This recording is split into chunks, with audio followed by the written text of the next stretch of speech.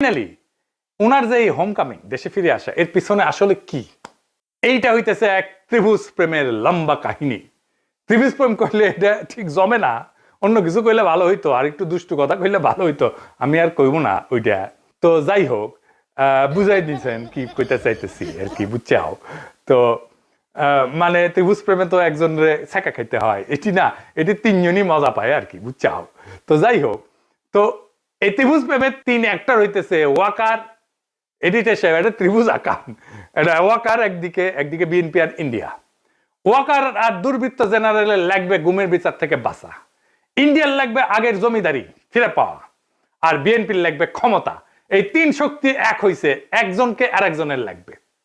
ওয়াকারের বিএনপি আর ইন্ডিয়াকে লাগবে, বিএনপির ওয়াকার আর ইন্ডিয়াকে লাগবে, আর ইন্ডিয়ার ওয়াকার আর বিএনপি কে লাগবে। কি মজা! এইটাই হইতেছে বন্দোবস্ত, এদের মধ্যে বন্দোবস্ত হয়ে গেছে।